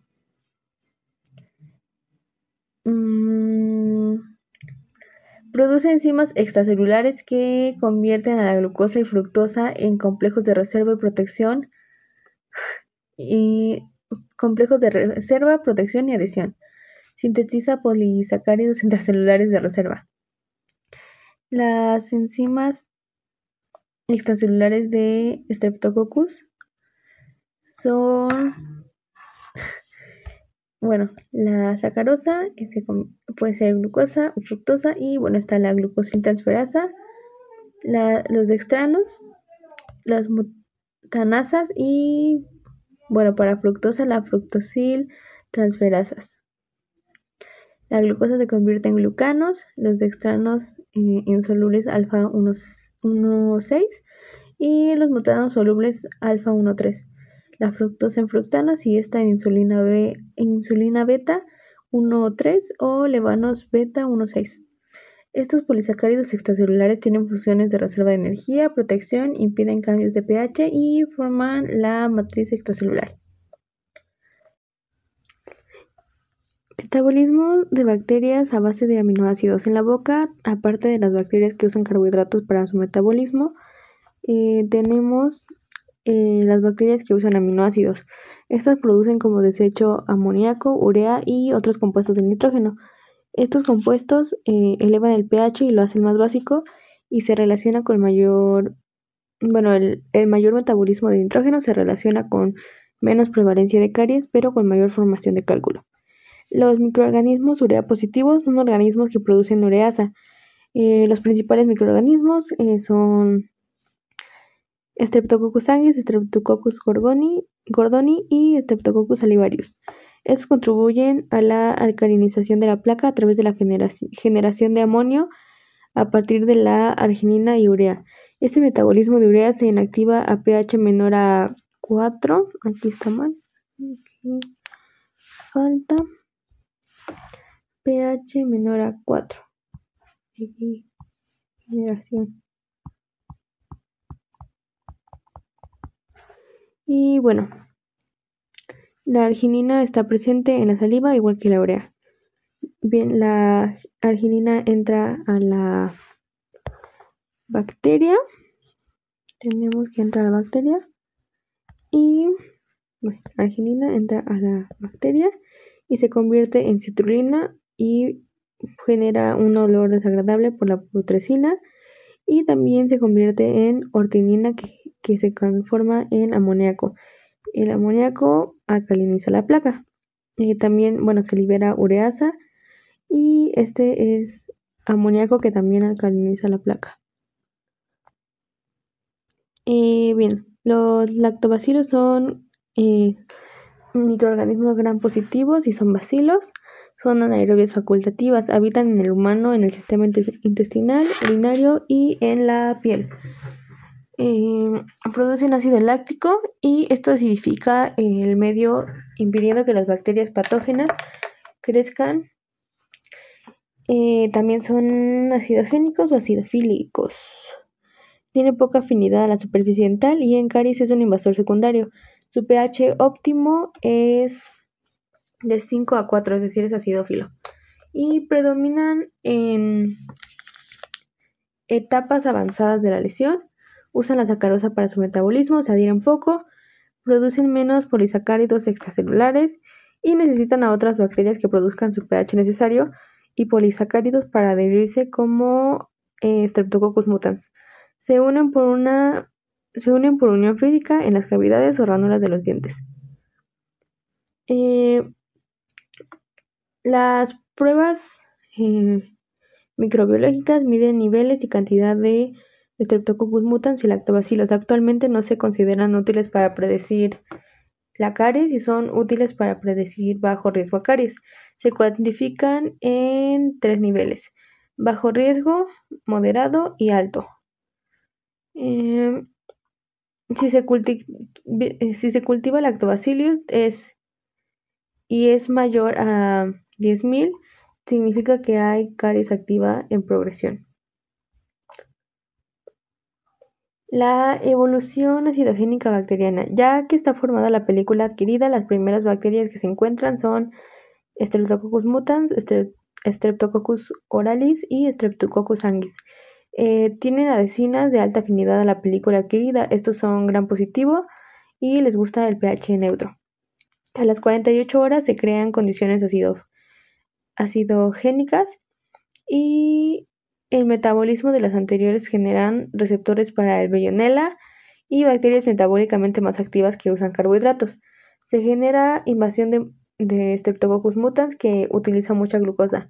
La acidez mata a las primeras bacterias, genera mucha matriz extracelular y esto impide cambios de pH y un medio pobre en oxígeno. La acidez genera microcavidades en el diente y estas están llenas de matriz de glucanos, levanos, dextranos de Streptococcus mutans con un pH alrededor de 5 a 6. Luego llega los Lactobacillus y utiliza las reservas de Streptococcus mutans y el pH generado por él. Lactobacillus resisten menor en pH bajo de 4 a 5. Mata a algunos Streptococcus mutans y el resto de las bacterias. Se destruye mucha hidroxiapatita y no hay contacto con la solución hipersaturada en calcio y fosfato, buffer, así que se generan caries cavitarias. El control de caries se hace por dos medidas, que es química y mecánica. Los químicos son sustancias como el flúor, sustituto de azúcar, la cafeína, los detergentes y los buffers. La parte mecánica tiene que ver con el cepillado. Se han intentado medios inmunológicos contra el Streptococcus mutans, pero hacer una enfermedad multifactorial pues no da resultado. También se ha intentado el reemplazo de la microbiota bucal al introducir estereotipos de Streptococcus salivarius, pero no se ha tenido mucho éxito. La microbiota de la boca es muy estable. Luego, bueno, la periodontitis es un proceso inflamatorio producido por ciertas bacterias que afectan al tejido de sostén de los dientes, encías, hueso alveolar, cemento y ligamento. Las bacterias son esenciales para el inicio de la periodontitis, para la evolución, gravedad, y hay factores modificadores como respuesta inmunitaria, diabetes, tabaquismo, entre otros. No hay evidencia de que esta enfermedad sea contagiosa, y el desarrollo de gingivitis y periodontitis desde tejidos sanos es un ejemplo de sucesión microbiana, así como interacción de especies y hábitat. Bueno, la evolución microbiológica se desarrolla así: está sano, si los tejidos están sanos, y tenemos cocos y bacilos gram positivos, que son anaerobios facultativos que usan más carbohidratos, y bueno, puede haber una temperatura de 36 a más o menos 1 grado centígrado. Después hay más filamentos gram positivo, los cocos y bacilos gram negativos. Y al final, ya cuando hay periodontitis, hay espiroquetas, bacilos, cocos gram negativos, que son anaerobios estrictos y usan proteínas como grupo hemo y producen más toxinas como las proteasas, y tienen una temperatura de 39 a más o menos 1 grado centígrado. Esto ocurre 28 días después de dejar de cepillar, y el resto del proceso sucede en 10 días. La microbiota asociada a periodontitis es bacterias gram positivo, cocos, anaerobios facultativos del 85%, y sus principales especies son Streptococcus sanguis, el Actinomyces viscosus y el Actinomyces naeslundi. Bien, la microbiota asociada a gingivitis, bueno, hay un aumento del espesor de la placa, y la microbiota compleja llegan gram negativos con predominante gram positivo. La microbiota asociada a la periodontitis crónica son anaerobios en un 90%, gram en un 60%, espiroquetas en 30% y muy pocos cocos. La gingivitis y periodontitis puede ser agravada por hormonas esteroideas que aumentan durante la pubertad y el embarazo. También por anticonceptivos aumenta la cantidad de progesterona y estradiol. La prebotella usa estas hormonas como sustituto de vitamina K, y así la prebotella se activa. La cantidad de depósitos microbianos placa no concuerda con la severidad de la destrucción del tejido periodontal. Está más relacionado con el nivel de respuesta inmunológica. Es prostaglandina 2 y la interleucina 1. La periodontitis es más usual en hispanos y personas negras, y hay dos formas de reabsorción ósea, la horizontal y la vertical. Es más usual en adultos mayores de 35 años, y el grado de pérdida ósea está asociado a un patrón microbiológico variable. La periodontitis leve es de 2 milímetros, moderada de 4 y la severa de más de 5. La prevalencia de periodontitis es 15% sano, 50% gingivitis, 33% si es menor a 5 milímetros, 8% si es mayor a 5 milímetros y 4% si es mayor a 8 milímetros. Bien, factores de predisposición. Son anormalidades en la función de fagocitosis y se da en el 75% de la periodontitis grave. Se produce menos inmunoglobulina G específica contra bacterias y el polimorfismo del factor de necrosis tumoral. Funciones alteradas de monocitos y macrófagos liberan más factor de necrosis tumoral, interleucina 1, PGE, y esto hace 20 veces más probable la periodontitis después de los 40 días. Es improbable que cualquier microorganismo solo produzca todos los factores que afectan al tejido, hueso, cemento, ligamento, y ya que hay una sinergia patógena. En un intento de correlacionar bacterias y su papel en la periodontitis, Sokransky hizo 5 complejos que se designan en colores dependiendo de su alta relación con la periodontitis y la cantidad. Se usa una pirámide. Esta pirámide, bueno, tiene 5 colores y va rojo, que son bacterias anaerobias fuertemente asociadas con periodontitis, se relaciona más con gravedad. Son el P. gingivalis, T. forsythia, T. denticola. Y luego tenemos a naranja, que son anaerobios gram negativos, algunos gram positivos asociados moderadamente a periodontitis. La P. intermedia y la nucleatura. El amarillo son bacterias que pueden coagregar y tienen asociación baja, son mitis, gordoni y sanguis. El verde son bacilos gram negativos, anaerobios facultativos como gingivalis spotígena y tienen asociación baja. Y por último el púrpura es gram negativo y gram positivo, cocos colonizadores primarios y de asociación baja como el actinomyces y la billonela. Los microorganismos en la base de la pirámide son colonizadores tempranos en la superficie del diente. Los que están en el vértice son más patógenos y más relacionados con periodontitis. Entre los individuos se pueden presentar muchas o algunas secciones de los complejos y en un tejido sano hay mayor frecuencia de microorganismos en rojo y naranja. Una bacteria relacionada con periodontitis se coloca sin grupo. Esta es Actinobacillus actinomycetem comitans. Luego, la metacoproteinasa es una enzima proteasa y esta necesita átomos de zinc o cobalto como cofactor y pueden romper colágeno en células y participan en la curación de heridas y están asociados a altos niveles a cáncer. Las bacterias periodontales causan respuesta inmunológica al modificar proteínas del tejido que tienen el aminoácido arginina. Este cambio altera la tolerancia inmunológica y ahora estas proteínas modificadas son reconocidas como extrañas, lo que afecta a los neutrófilos, macrófagos y metaloproteinasas contra el propio tejido. Bueno, el proceso inflamatorio de la periodontitis. Las bacterias y sus productos se interaccionan con el epitelio de unión y penetran al tejido conectivo. Las bacterias cambian a las argininas por citrulinas en el tejido, lo cual activa al sistema inmune. Luego, el tejido conectivo responde con vasodilatación, lo que aumenta el número de leucocitos y neutrófilos que emigran del vaso del epitelio de unión y se produce la PGE, interleucinas, que son la maquilo está mal, que son la interleucina 8 y la interleucina 1. Y bueno, también el factor de necrosis tumoral.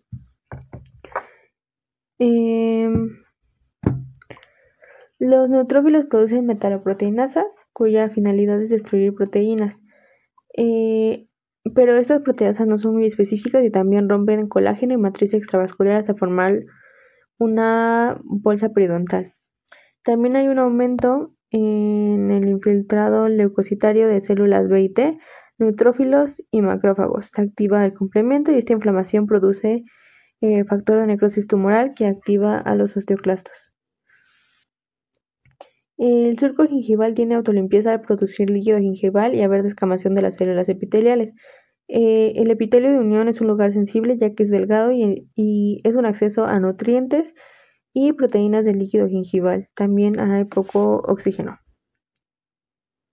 Bien, las bacterias periodontopatógenas gram negativo tienen LPS y son más inmunogénicas que las gram positivo. En este caso son los bacilos. Bien, necesitamos. Okay. Este es el bacilo y cambia las argininas por citrulinas. Aquí tienes argininas y acá tienes citrulinas.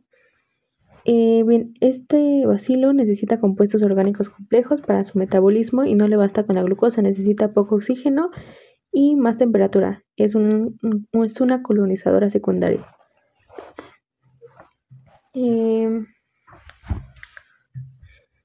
Bueno, aquí está el CD8, que destruye fibroblastos. Los fibroblastos son inhibidores de las metaloproteinasas y hay un equilibrio si se rompen tejidos. Ya que si se rompen, pues este destruye tejidos. Acá de este lado, los anticuerpos, en este caso, inhiben a la bacteria, que en este caso es el bacilo. Y bueno, el linfocito B produce los anticuerpos. El ACP activa a CD4 o CD8 según sea el caso. Y bueno, aquí el fagolisosoma presenta el macrófago por el complejo mayor de histocompatibilidad tipo 2. El CD4 produce interleucina 1, interleucina 2, prostaglandina 2, el IFN2, IFN, interleucina 2 y el factor de necrosis tumoral en los basófilos y mastocitos, lo que produce vasodilatación. El factor de necrosis tumoral activa a los osteoclastos y a los neutrófilos que tienen gránulos preformados. Esto libera sus gránulos, que son las metaloproteinasas, colagenasas y gelatinasas. Su finalidad es destruir bacterias y toxinas.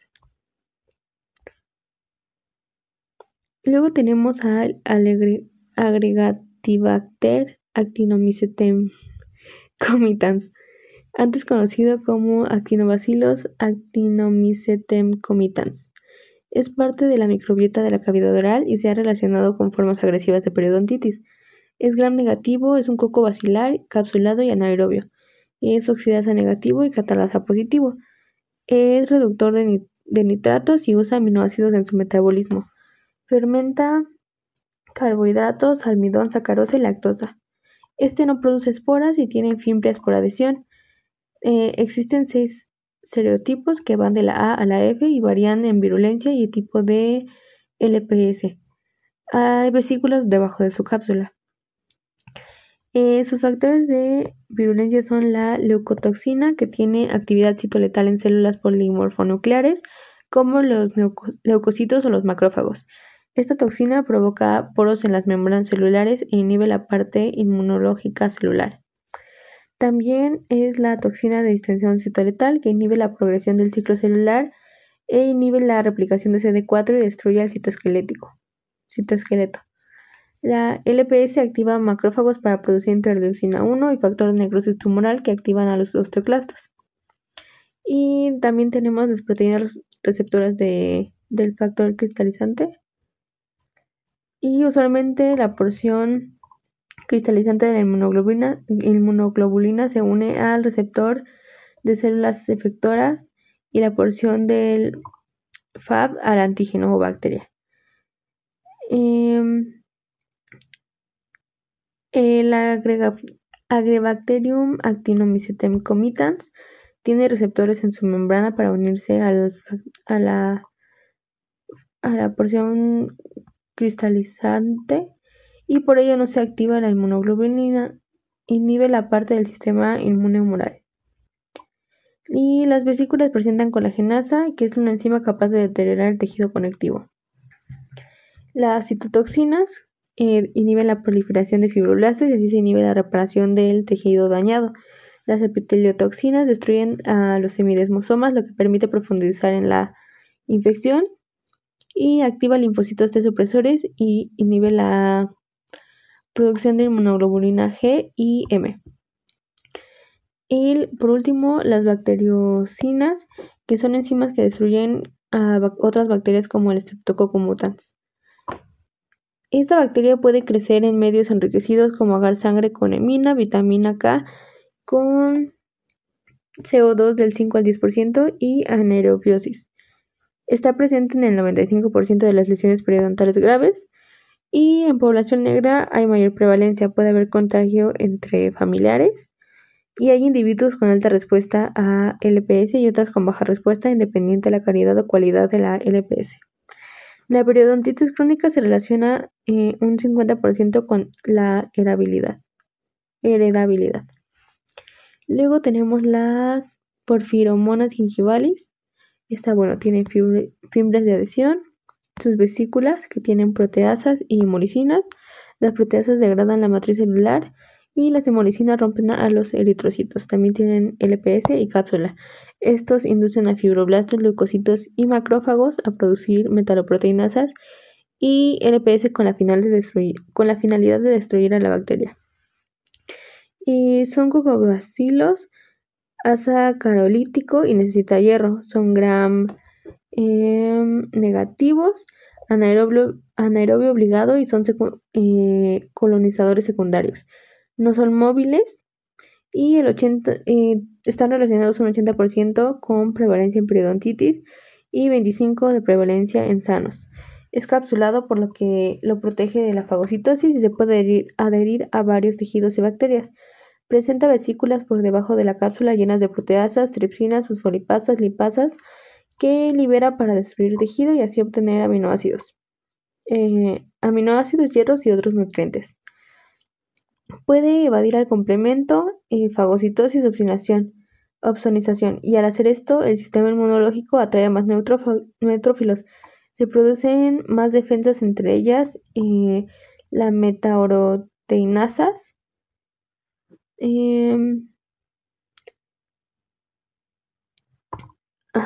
metaproteinasas, que si se pierde el equilibrio con los inhibidores de metaproteinasas de fibroblastos, se destruye el tejido y hay periodontitis.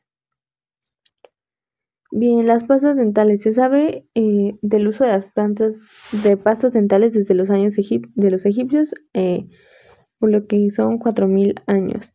Tiene varios componentes principales que son los abrasivos, humectantes, aditivos y componentes terapéuticos.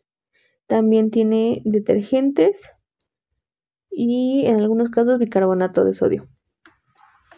Bien, los abrasivos es su componente de mayor dureza y los más usados son el sílice, el carbonato cálcico, el pirofosfato cálcico, y su grado abrasivo varía según el tamaño y tipo de grano y el tipo de movimiento que se usa en el cepillado. El tiempo se presenta del 10 al 50% de la pasta. Se clasifica la abrasividad de las pastas por el índice RDA. Hay abrasividad baja, es menor a 80, media. La baja es para dientes sensibles o infantiles, la media es de 80 a 100 y es un dentífrico estándar, y la alta es de 100 a 150 y es un dentífrico antizarro o blanqueante. También tiene humectantes, que son compuestos que ayudan a retener agua. Son moléculas hidrofílicas que dan la sensación a crema e impide que se seque y se usa glicerina. También el sorbitol, y además de ser hidrofílicos son dulces. Luego tenemos los aditivos, que se usan con muchas finalidades, y entre ellos tenemos los conservantes, que son el benzonato de sodio, aromatizantes, que pueden ser esencia de menta, eucalipto, entre otros, y edulcorantes como la sacarina, ya que no podemos usar la sacarosa. También tiene sus componentes terapéuticos, que son los antisépticos como el triclosan, fluoruros en concentración usual de 1000 partes por millón, y son 0.4% de fluoruro de estaño y 0.2% de fluoruro de sodio. También los desensibilizantes que bloquean los túbulos dentinarios, el cloruro de estroncio al formar cristales que bloquean el túbulo. Los nitratos de potasio provocan la despolarización de la fibra nerviosa y esto inhibe el dolor. Los inhibidores de sarro principalmente. La nicotina es un alcaloide lipofílico presente en varias plantas como el veneno contra insectos. Se creía que su consumo protegía de enfermedades. Es una sustancia psicoactiva, adictiva, y es análogo a la acetilcolina. Se absorbe rápido por pulmones y membranas mucosas de la boca. Es un estimulante sobre vigilancia, alerta y rendimiento cognitivo. Se ha relacionado con la periodontitis y disminuye la actividad de neutrófilos y macrófagos. Disminuye la quimiotaxis y la fagocitosis y aumenta las bacterias anaerobias.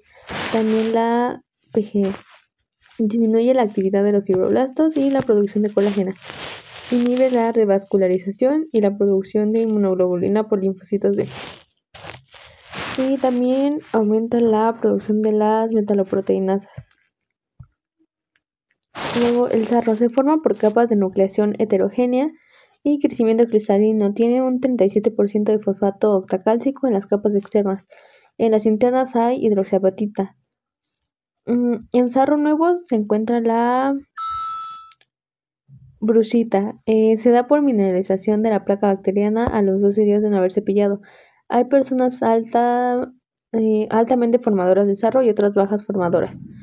En las altas formadoras hay altas concentraciones de calcio en la saliva, colesterol, ácidos grasos, bacterias filamentosas, y la muerte de bacterias funciona como semillas de nucleación. También se inicia la mineralización entre bacterias y se ha relacionado la presencia de sarro con Corynebacterium mutrushotii, que es un bacilo gram positivo. Al haber inflamación en las encías aumenta la presencia de macrófagos neutrófilos y estos producen osteopontina que se une al calcio y se ha relacionado con aumento de sarro. El cambio de pH puede generar precipitación de calcio y fosfato de la saliva. El aumento de pH se da por la anhidrada carbónica salival que induce la pérdida de CO2. Esto cambia el buffer del bicarbonato y aumenta el pH. Al haber mayor flujo salival, aumenta la anhidrasa carbónica. La ureasa bacteriana es una enzima de las bacterias que utiliza aminoácidos en su metabolismo y produce amoníaco, lo que aumenta el pH. Luego la amilopectina es un componente ramificado de alfa-1,6 de almidón y otros carbohidratos, no es soluble en agua y activa la semilla de cristalización. Igual para lípidos como colesterol, ácidos grasos y triglicéridos. También el fumar se ha relacionado con menos sarros y no se sabe el proceso. Los pirofosfatos son quelantes de calcio que impiden altas concentraciones de calcio, por lo que inhibe la cristalización. Los fitatos son componentes en vegetales, semillas, fibras y son quelantes, parte no digerible de la fibra, y inhibe la formación de brucita e hidroxiapatita. Y por último la mucina, que son proteínas de alto peso molecular que forman geles de aspecto de moco a la saliva y secreciones para lubricar. Se relacionan con el sarro al permitir que los cristales se unan al diente. Los detergentes son moléculas anfipáticas que tienen una porción polar y otra apolar. Al unirse a la membrana lipídica cambian la forma y función de los componentes de la membrana hasta el grado de llegar a romper la membrana. El detergente más usual en pastas es el lauril sulfato de sodio. La clorhexidina es un antiséptico con carga positiva, es decir, es un catión que se une a proteínas o carbohidratos con carga negativa, es decir, a aniones. Esto provoca una alteración en la función de membrana y disminuye la adhesión de bacterias a superficies. Tiene una sustantividad de 6 a 8 horas y es más activa contra gram positivos que gram negativos. Se inactiva por sangre y tiene mejor actividad a pH 8. Pierde actividad a pH menor a 5.2 y produce pigmentación de la superficie dental, la que puede ser removible por limpieza dental, pero también provoca cambios en el gusto. Reduce la placa en un 60% y hay concentraciones del 0.12 al 0.2%. Es 2 veces al día por 2 semanas y se debe cepillar con pasta antes del uso de la clorhexidina, ya que los componentes de la pasta pueden ser aniones y unirse con el catión de la clorhexidina, inhibiendo su acción sobre bacterias. La superficie del diente y las bacterias tienen cargas negativas. La clorhexidina tiene 2 cargas positivas. A pH de 5 a 8, esto hace que se unan las superficies dentales y microbiológicas. Altera la membrana y la adhesión bacteriana y también permite alta sustantividad y alteraciones del gusto. Y también la pigmentación del esmalte. El triclosan es un antiséptico utilizado en jabones, pastas dentales y desodorantes.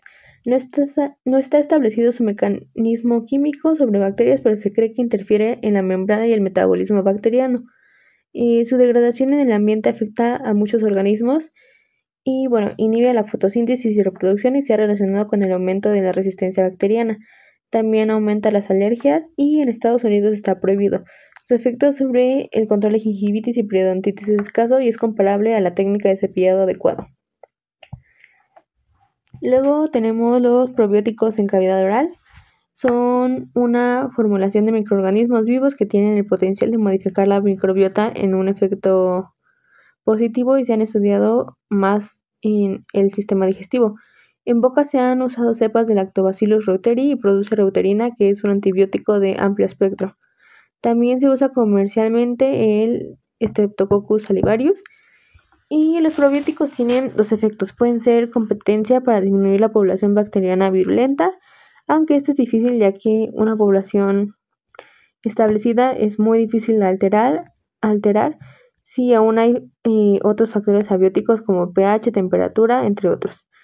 La segunda forma es en que se activan los probióticos es regulando el sistema inmune, como regular neutrófilos y macrófagos. Esto se ha visto con Lactobacillus acidophilus y Casei, también Streptococcus cristatus, Salivarius mitis y sanguis. Puede atenuar la producción de interleucina 8. Esta interleucina aumenta en presencia del Agregatibacter actinomycetam comitans. La presencia de Lactobacillus brevis disminuye la producción de metaloproteinasas y prostaglandina E. Algunas bacterias pueden producir peróxido de hidrógeno como el Streptococcus sanguis y este H2O2 contra las cantidades de Agregatibacter actinomyceta comitans. Ese salivarius produce bacteriocinas que afectan a Streptococcus mutans. Y bueno, los biosurfactantes son detergentes producidos por bacterias que impiden la adhesión de otras bacterias. Se ha encontrado que Streptococcus mitis actúa sobre bacterias periodontopatógenas y Streptococcus mutans. También se ha usado variantes de Streptococcus mutans poco cariogénicas para suplantar poblaciones muy cariogénicas. Vacunación en enfermedades dentales. En la generación de caries y periodontitis, la etiología bacteriana no está inducida por una sola especie bacteriana. Se han encontrado altas relaciones con algunas especies, pero se acepta que estas enfermedades son producto multifactorial. Esto conlleva a que la vacunación no pueda ser específica a una bacteria, además que en la boca el sistema inmunológico y celular no está totalmente asequible como en los tejidos irrigados. Se han usado vacunas contra Streptococcus mutans en sus componentes específicos de adhesión, pero puede inducir problemas inmunológicos como la fiebre reumática. La mayoría de las caries puede ser controlada con la disminución de carbohidratos refinados y cepillado. Esto es en teoría más económico y efectivo que una vacuna contra una especie específica. La efectividad de la mayoría de las vacunas, como la influenza, es de 56%, de varicela de 80% y de hepatitis A es de 85%. Además, la caries tiene muy bajo índice de mortalidad, por lo que el costo-beneficio efectivo es inconveniente. Se han modificado plantas genéticamente para producir anticuerpos contra el Streptococcus mutans y esta administración sería temporal y daría protección de 1 a 3 meses. Luego, bueno, el fosfato de calcio es una familia de minerales que contienen iones de calcio y fosfatos y también pueden tener pirofosfatos. La formación de estos cristales se da en soluciones hipersaturadas de calcio y fosfato. Depende de la presencia de otros minerales o elementos.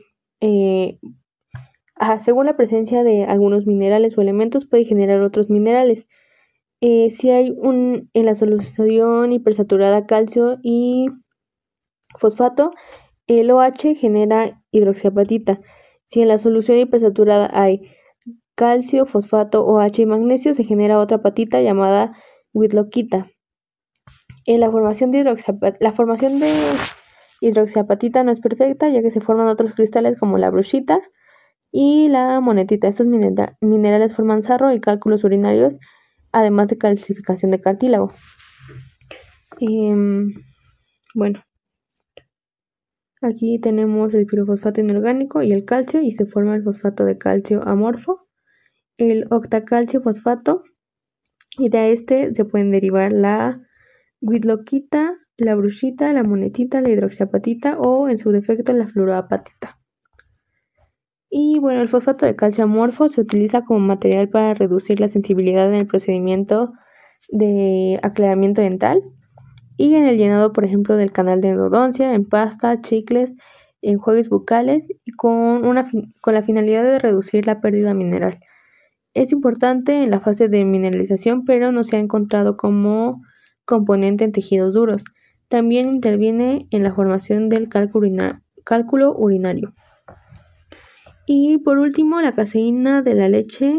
La caseína es una proteína de la leche con carga negativa. Se une a los iones de calcio y el fosfato de calcio amorfo.